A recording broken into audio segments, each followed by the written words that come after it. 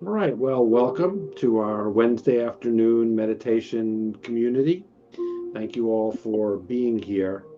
As we begin today, I was watching uh, Expedition X or some show. I don't know if anybody watches that, but they talk about this one show talks about famous explorers. And so they were talking about this segment while I was eating my lunch. They were discussing Edmund Hillary and Tanzig Nor. I'm sure I'm butchering his name, so I'll just go from there. Uh, but those were the first two people to climb Mount Everest.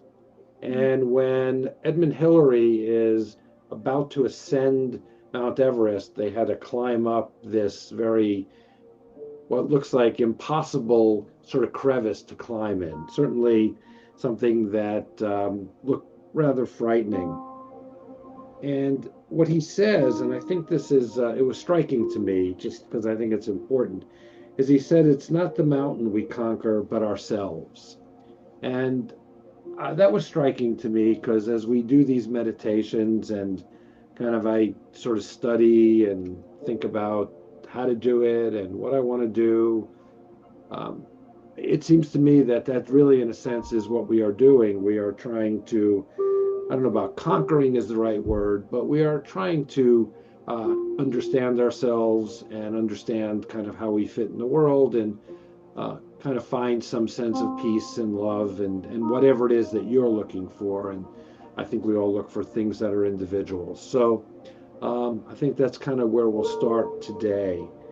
And the other thing I just want to mention is I was just looking at some kind of ritualistic sort of things that go with meditation. And the one thing that I found that I sort of liked, so I'll just sort of begin with there and then we'll jump right into the meditation, which we'll do for 20 minutes, says that I dedicate this practice to my awakening in order that I may serve all beings. And I offer the benefits of this practice to the welfare and awakening of all. So, with that, put my notebook aside and we shall begin. So as we start, as we do on all of our meditations, we sit, we find ourselves a good spot or position, and we take a deep breath. Trying to get my clock started. We take a deep breath and we trace our breath in through our nostrils, through our nose, up and around and down and out. And so we focus our attention on inhaling, tracing the breath around, down, and out. And we do this a number of times to get ourselves centered. And as we are doing this, we allow whatever we bring with us today to our session, to this community, we allow it to rise up. We let it come to our attention and to our awareness. We look at it. We do a short investigation of where it comes from, what led us to this moment, to this thought, this feeling, this sense. We see it and we let it go. Off and away. We don't cling to it. We don't hold on to it. We recognize that all things are constantly moving through us. Our experience, our consciousness is constantly moving, and we see it. But we slow ourselves down. We give ourselves pause and a moment to allow ourselves to focus on our own experience. And we center ourselves again with our breath, slowly in and slowly out. And as I think about the story of Edmund Hillary and Tanzig Nording, and I think about what it is they chose to conquer, I bring us to that place where we are looking at a great mountain that raises well, well, well into the sky. We can see the mountain, and we can see how the land rises up and pierces through the clouds, and how the clouds and the snow and the air kind of mingle. And we can imagine ourselves in such a place, in a place that is pure. And for Edmund Hillary and for Tenzing Nording, a place that was literally untouched by humanity ever. No one had been on top of Mount Everest. Some have tried, and some have perished in the attempt, becoming, in a sense, one with the mountain. And so we look at this mountain, and as we look at the mountain, we give ourselves a moment to consider all the mountains that we have had to climb. Not physical mountains, but the challenges that present themselves to us, both through life choices we've made or through experiences that we've had, or through individuals we've encountered, and how we have managed those, at times poorly perhaps, at times with effort, and at times with success. And as we come back to the mountain, we come back to the vision of this mountain. There is a story of among the things that inspired people to climb such a mountain. 20 or 30 years before the successful attempt, there was an infamous or a famous unsuccessful attempt. Another climber, whose name escapes me, but it doesn't really matter, went to climb the mountain. Cloud descended, and they were never seen again, disappearing into the mountain, becoming one with the mountain. And as I think about this story, and you think about the mountains that you have experienced, and the ones that you have climbed, or any challenge that you've had to face, think of it as a mountain.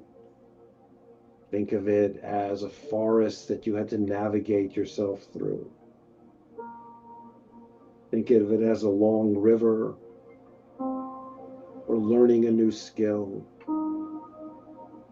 Whatever those things are, think about the challenges that you faced, and think about what got you to that point. How did you begin that journey, that process? I envision the climbers packing their gear and entering the unknown. And the unknown isn't so much about what the mountain looks like, or how far it is, or that the temperatures will drop on the mountain to 0 degrees, 10 degrees below zero. The challenges are within us.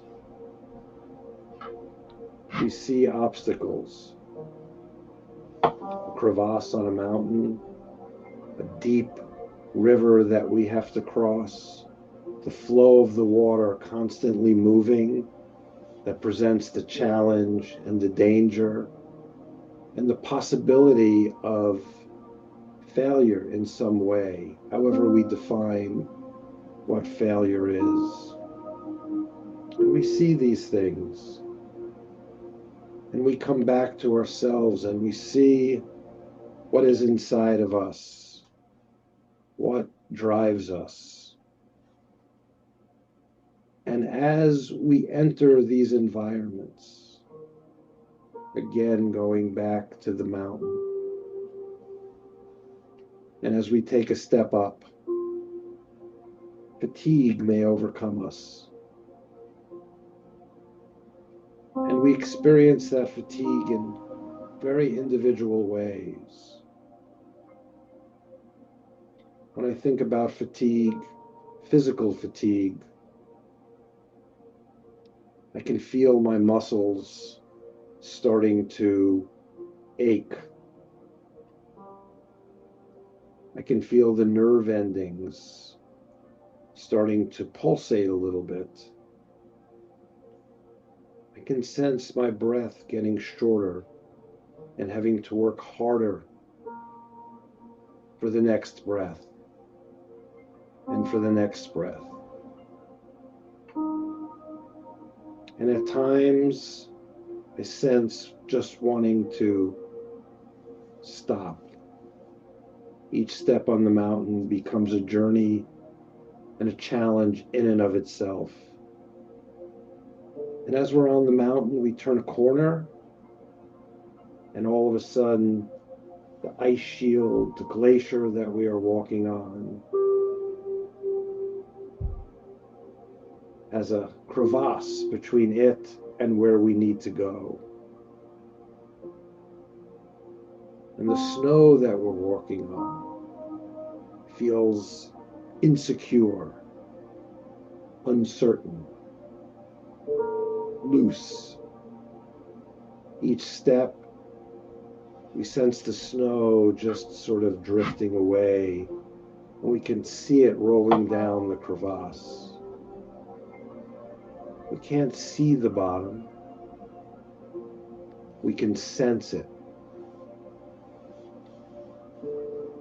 And we recognize that we have to cross this crevasse or go around it, but we have to figure out a way to overcome it. Think about and sense the emotions that arise when you reach this moment in time. What arises in you? It may be different for all of us. It may be multiple emotions. At first, perhaps fear and dread arise. Or perhaps what arises is a sense of challenge, or a sense of, I'm going to figure out a way. We accept the danger. To some extent, if we want to get to the other side, we have already made a choice. It's not that we have no choice. We always have a choice. The question is, what choice will we make? What will we decide? What are we willing to risk? So we examine what we see, and we note that if we climb up this side wall here, the crevasse closes and we can go around it. And it seems stable. It's not moving. We feel the wind at our back. We feel the snow blowing across us.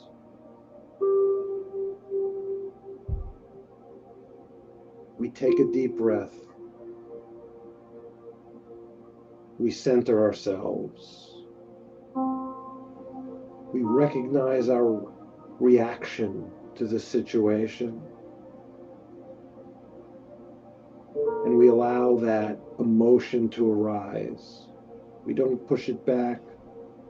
We allow it to arise. We look at it. We see it. whatever it is, and we let it go. And we respond to the opening, to the climb, to the danger, one step at a time. There is no time frame on this. There is no clock. There is just step and breathe. Step and breathe. And we dig in to feel security. And with each step, we sense being closer. Perhaps anticipation arises. Perhaps a belief that I can do this. Perhaps doubt lingers. Any of these emotions can arise. And we recognize them. And we choose with each step what we want to do. And we finally get to the top, and we're able to slightly skip across the crevasse. There's maybe 6 inches where we can see down, and then it goes straight up. So we decide that this risk is the risk we'll take. And we jump across. And we get to the other side, and our partner is still behind us. We turn and we look, and we see each other's eyes. We connect. We sense through our sight communication. And we reach out, and we touch hands. And since we're on a cold mountain, way up in the sky where no humans are, and perhaps no humans have ever been, we are truly in a unique place. But we are always in unique places. So there's a certain comfort in knowing that. And we sense that comfort. And our gloves or mittens, the Gore-Tex and the high-tech materials that we have wrapped ourselves in to protect our physical bodies from the world and the elements, we connect and we help the person across. And we stand and we look, and we're now closer to the top of this mountain. And we walk a few steps as the ground flattens. It's still cold. We still feel the tingling on our faces, the small exposed parts between the clothing we have on, the goggles we're wearing. There's still some gaps where the cold and the ice and the snow kind of hit our face, and we can feel the tingling sensation. We experience the tingling. We experience the motivation, the push to go forward. And we look around. At this altitude, we have oxygen with us because the air is so thin. We need to actually bring the life-giving material of oxygen with us. The wind howls. We hear it. We hear sounds, cracking of the ice, howling of the wind. We feel closer to the sun, but the warmth is not what we would hope. But there is a bit, and we can see the rays. Our goggles are tinted because we're so close to the sun, and there's nothing filtering the sun out. So we need to filter it out for ourselves. In some way, we experience a sense of purity in this environment. We're not alone. We have a partner with us, but we also have a sense of something that is unique, perhaps a spark, perhaps a sense of something divine, undefinable, only something that comes to us through experience, something that words really cannot define for us. So we take in the experience and we see it.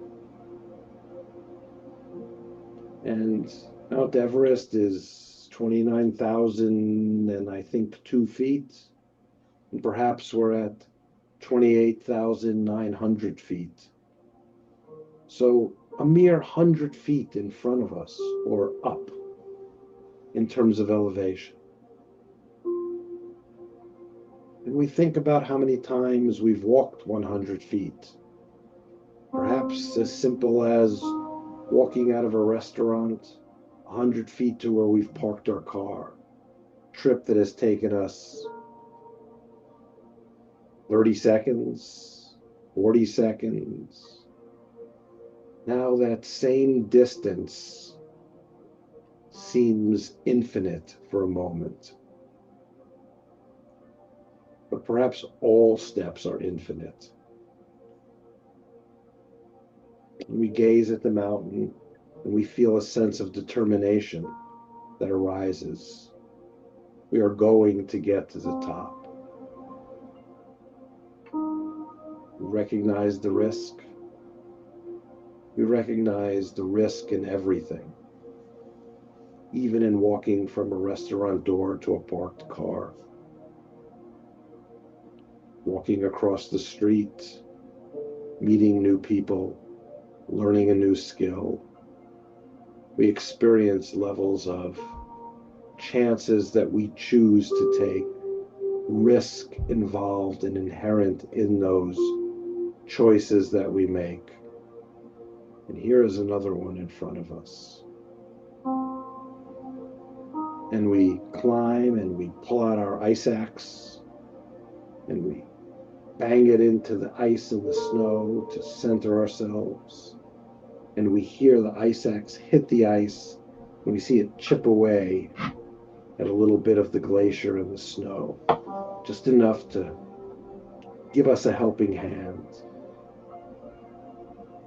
And we take a step and we go up 1 or 2 feet. And we continue to go slowly. And we don't worry about time. There is no time that matters. Now it is just a sense of that time will pass and we will reach the top. We believe. And finally, we stand on top of the mountain. And as we're up there, we recognize that we have reached something, but it's all part of the process.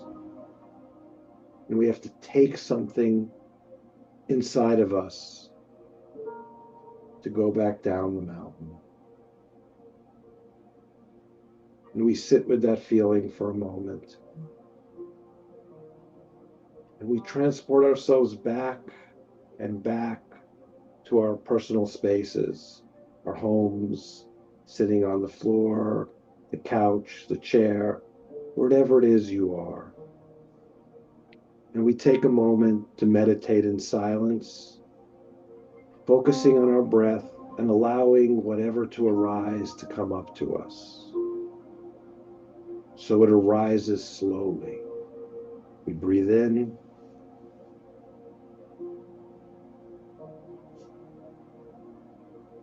We center ourselves.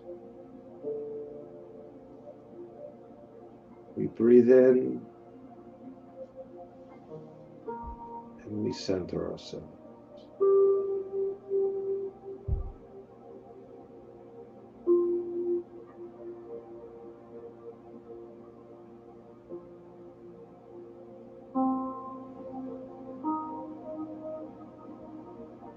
We slowly open our eyes. We come back and namaste.